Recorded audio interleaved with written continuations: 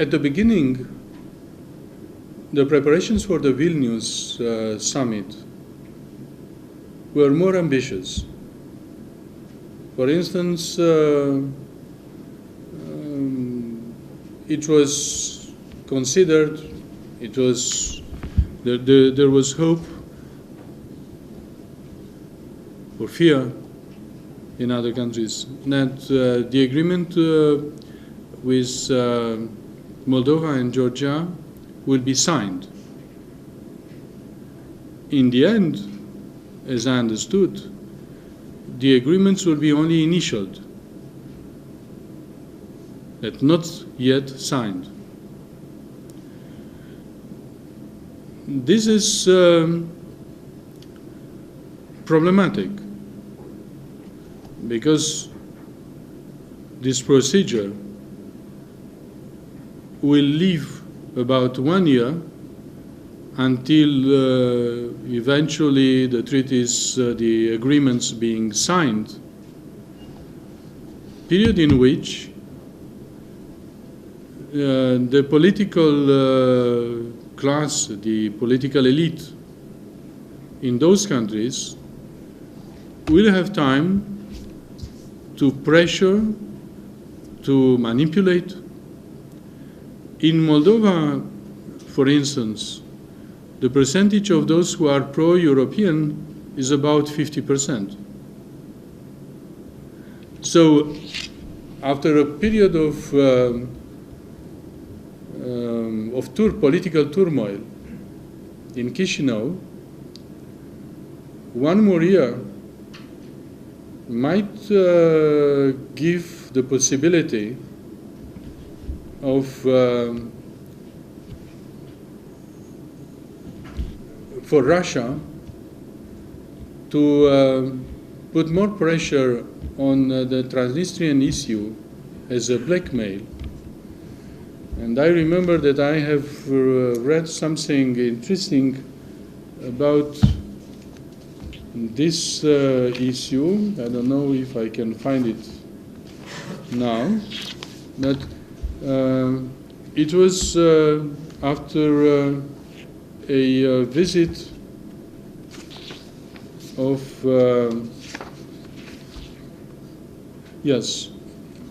after the visit of Rogozin to Chisinau. And he said recently, after threatening to cut Moldova's trade with Russia and imposing restrictions on the migrant workers on entering Russia, he said that by moving closer to Europe, Moldova would have to leave behind Transnistria, which is backed by Russia. And I quote from his speech, Moldova's train en route to Europe would lose its wagons in Transnistria.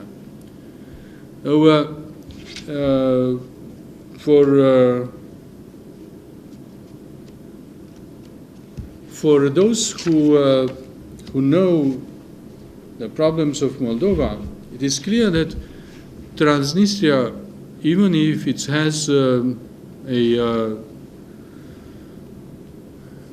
special history in comparison with the other parts of the territory of the Republic of Moldova, has an important economic dimension for Chisinau, because most of the economy have been built by Soviet Union in the Republic of Moldova in Transnistria. And Transnistria has not only a subjective importance, families being on one part or the other of Dniester, but also from the economic point of view, from the energy point of view. Transnistria is very important for the overall economy of Moldova.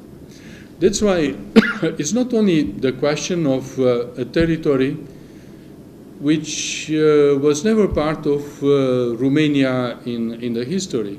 It's a question of after the Second World War situation of Moldova, with most of its economy being located there. That's why the blackmail of losing Transnistria, it's very sensitive for the people in Chisinau. And there is also something important. After the Second World War, the people from Moldova looked at the outside world through the windows of Moscow. The mentality, the language, the culture have been transferred to the people there through an education system which is based on Cyrillic letters, on Russian literature, and so on and so forth. That's why, and it is also very important that after the Second World War, the people from Moscow sent to the Republic of Moldova a lot of, a number of Russians who took the leading positions there. That's why when you look at the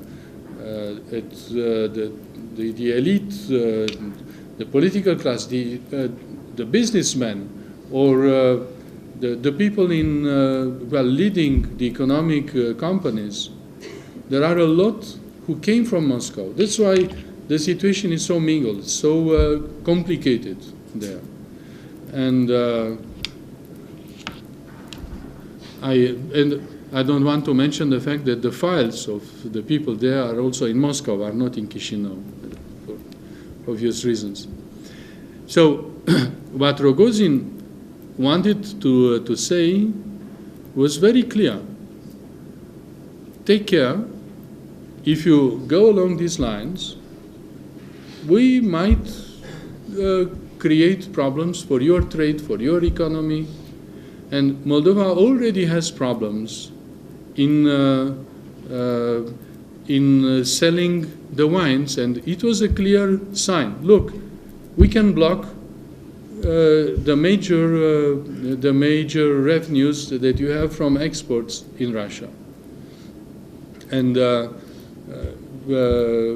so the pressure, as Commissioner Füle explained in Brussels, the pressure from Russia activated now before Vilnius, and they will continue after Vilnius. Now, very much depends on how much the European Union wants to involve in the process of going on with the Eastern Partnership. At a time when the 6 small Negroes,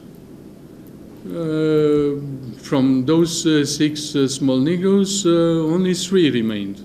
And it's not very clear whether Ukraine will go on or not. Complicating the things with Yulia Tymoshenko is a way of saying, look, Ukraine is not the right time to come in. Well, I don't know. We'll see. But what we can do at this moment is only to look around, to understand the context, to understand the interests, the horizon, and to try to look backwards to understand the evolution of the Russian strategy in the region, and also to understand the prospects of the American and European priorities.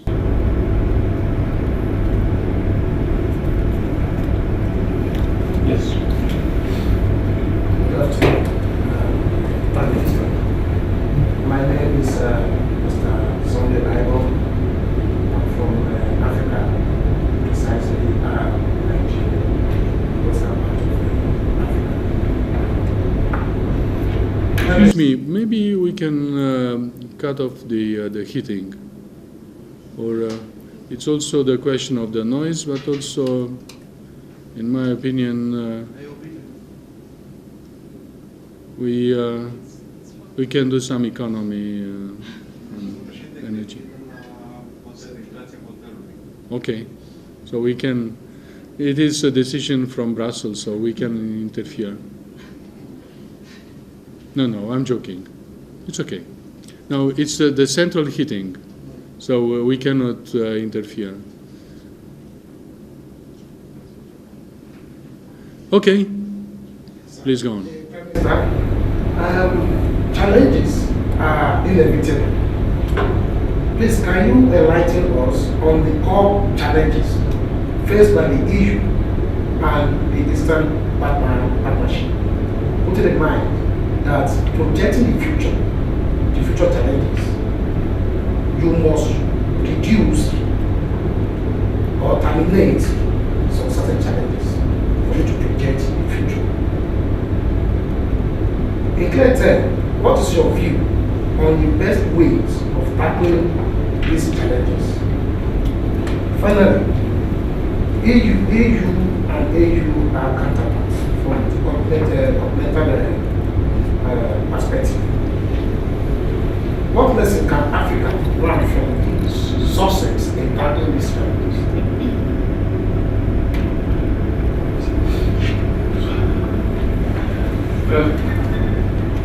Not being anymore a diplomat or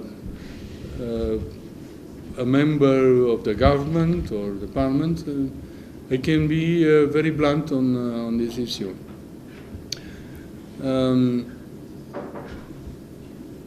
In my opinion, the Eastern Partnership is part of a overall menu that the European Union wanted to offer to countries around, taking into account the geography of the territory of the European Union. I don't think that the Eastern Partnership is a real priority now for the European Union. On the contrary, I think that the project in the South Mediterranean and also towards the north of Africa is much more serious, due to the fact that the supporters of this project are France, Italy, and Spain.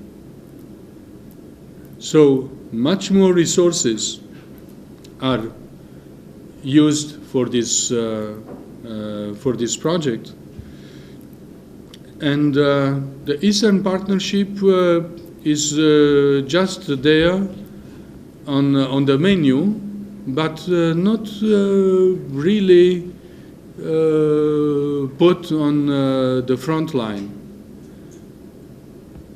Eventually will be advanced, but the countries in Brussels, the major powers, do not intend to create at this time a confrontation with Russia. That's why I don't think that the outcome in Vilnius will be fantastic. On the contrary, I think that the European countries, European Union, might discover more and more that they are losing the influence, the control in Africa when they look to what happens with investors from China and other areas for raw materials and whatever. And also there is a pressure from countries which have already migrants from especially Northern Africa, and I mean France first of all, but not only. And they will turn to the raw materials from Africa more and more. That's why I think that well, the pressure to encourage the projects of European Union and to consider the Mediterranean Sea as part of the territory of European Union, symbolically, will speed up. That's why, well, a competition with the Eastern Partnership is not a very serious one, because the resources allocated to Eastern Partnership are very small and very limited.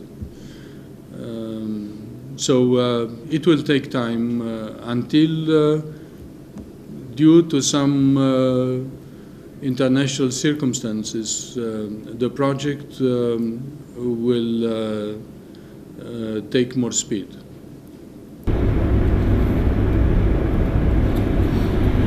I'm Nicolae from the press office of the Ministry of Foreign Affairs Romania, and I was wondering which is your vision for the future of the European Union. Around 42 countries which attend this contest, apart from the EU members, of course, and we have all the 6 countries within the Eastern Partnership. We have Russia, we have Israel. Would you think this is a vision for the European Union at this moment to expand to, let's say, 42 members? Would you think it would be still functional if it had so many members? You are younger than me, that's why you are more optimistic. Well, those there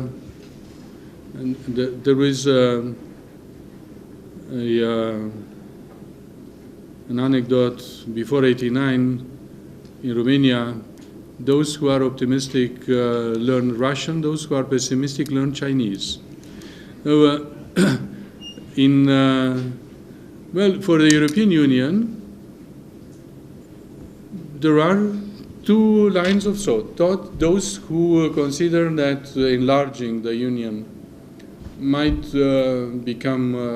be a wise decision, and those who want to get back to the original structure would be the smartest move.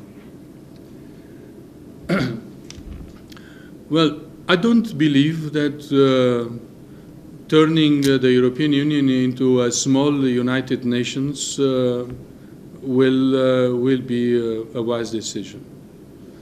It is clear that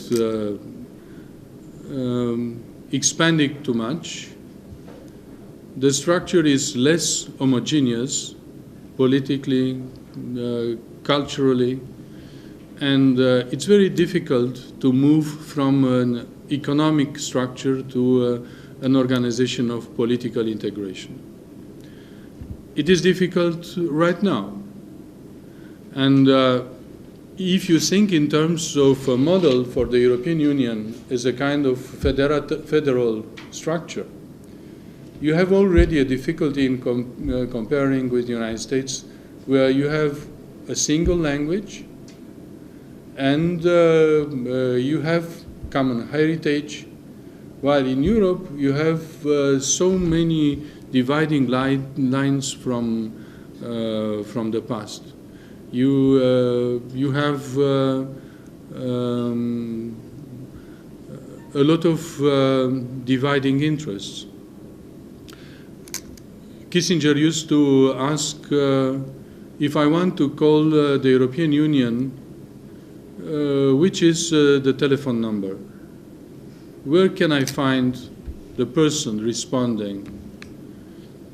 Because it was clear also in the relationship with Russia that it was not a very clear, a single policy. It was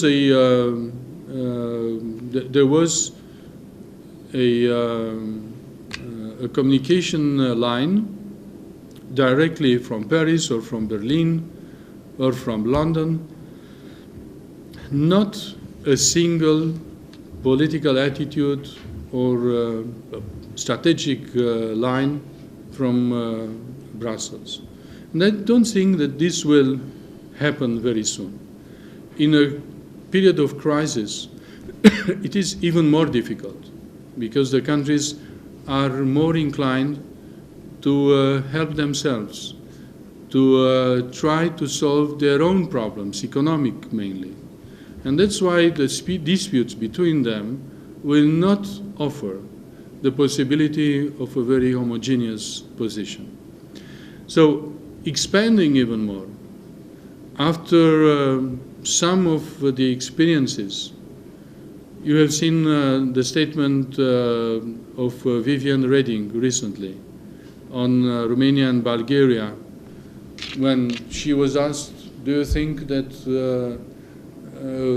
Romania and Bulgaria were received too early or unprepared? And she answered, you just have to ask the member states because they were accepted through a unanimous vote. So it was clear that she was inclined to say, yes, they were unprepared. But then she said it was a political consensus, so I cannot respond for that. Though it is clearly that the European Union is now trying to digest the expansion after the Cold War, the number of members being already quite big, and you can see the procedures are very slow. The fact that you have to use so many languages, so many translations, the bureaucracy is huge. The spending, the money spent is considerable. That's why I don't think that we'll go towards a kind of weak international organization with a bigger number of members. I'm reluctant to consider such a scenario.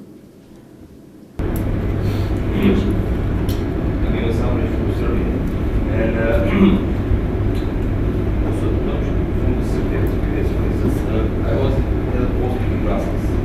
When I came there at the end of 2005, there was like, we have a enlarged perspective to join the EU 2012 or 2014. It's more real 2014. But now it's 2013, and it was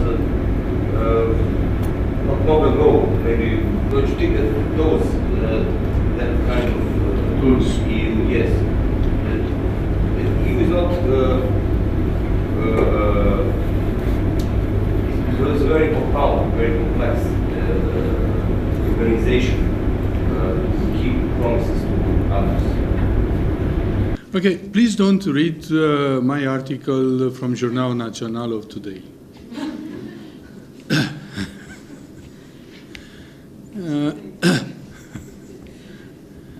Well, the Romanians know what I'm telling now. But yesterday, no, a day before yesterday, we marked 20 years since we became a member of the Council of Europe. And I was foreign minister at that time. At that time I was Speaker of the House. But in '91, I went to Strasbourg to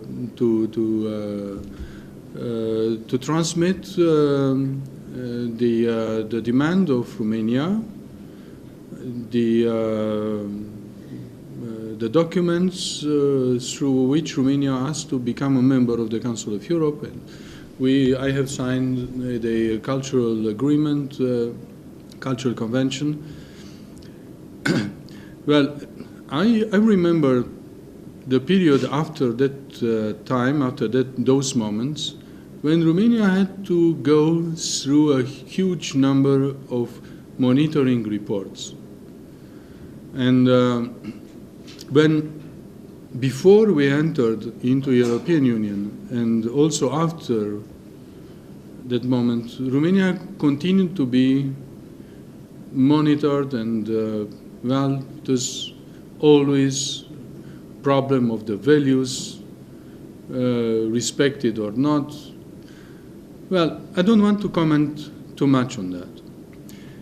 I will come back to, but I don't consider that this is natural, and I would prefer another type of attitude, but I don't want to share my views on that with you here. But I think that Serbia is in a very special position. The question is not if Serbia will become a member of the European Union. The question is when. So if you are in a hurry and you show that, you might lose a lot. And that's why, and you know better than me, the bet and the importance of Kosovo, of the president of Kosovo, the developments there, the question of principle, the questions of international law. You know what happened when Belgrade was bombed, and well, I don't want to go back to those times. It is clear that Serbia is now approaching the stage of becoming a member. It is important, in my opinion, to take what is good from the relationship with the European Union, to resist on what is bad, to understand that at this time there will be cântece de sirenă, nu știu cum se spune în engleză. Well, some special offers, special offers from Russia to build the southern belt from Transnistria, Bulgaria, Serbia, and you know what happened with some of the companies, major companies in Serbia, the privatization process or whatever. Well, the fight, the clash which exists on the Eastern Partnership, in my opinion, exists also in Bulgaria or Serbia already, or exists since the 90s. The problem was that the first testing ground in Europe after the fall of the Berlin Wall was Yugoslavia. And you know all these things better than me, but it is clear that you cannot take only Slovenia and Croatia on board. You cannot take Macedonia and Montenegro, and well, Serbia will become a member sometime, but sometime soon, in my opinion. The problem is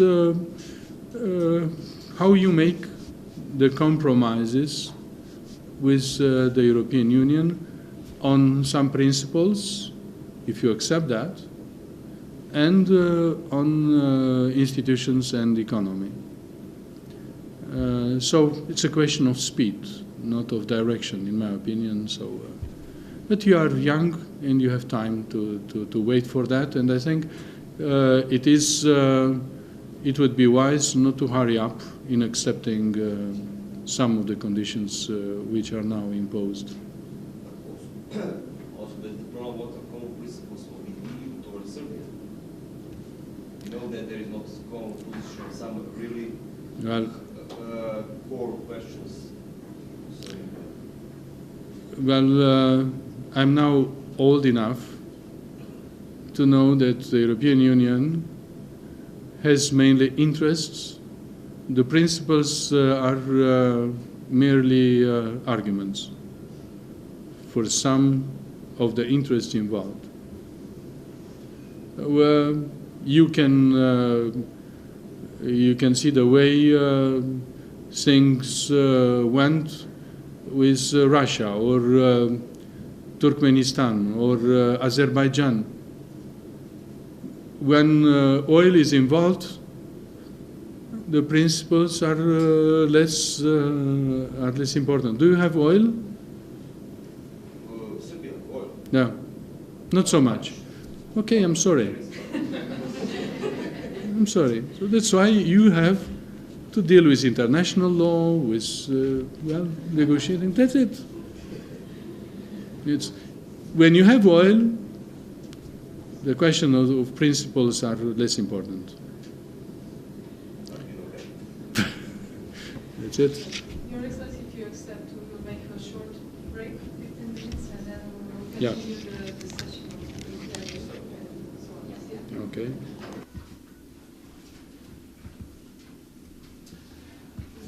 My name is Yes. Artur Soroka from the Ministry of Foreign Affairs of Poland. So I'd like to thank you for your presentation, comments, and rather realistic point of view or regard on the developments regarding Eastern Partnership Program and the relations between the EU, its Eastern Partnership, and Russia.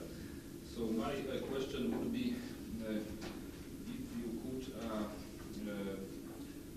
present us or let's say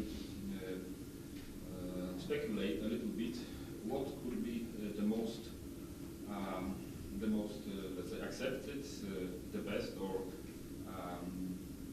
the most efficient model of relations between the EU and Russia. So you told us there should be no very special outcome of the Vilnius summit. So we hope that in the final declaration, Poland in particular, there should be some references to the European perspective of the Eastern partners.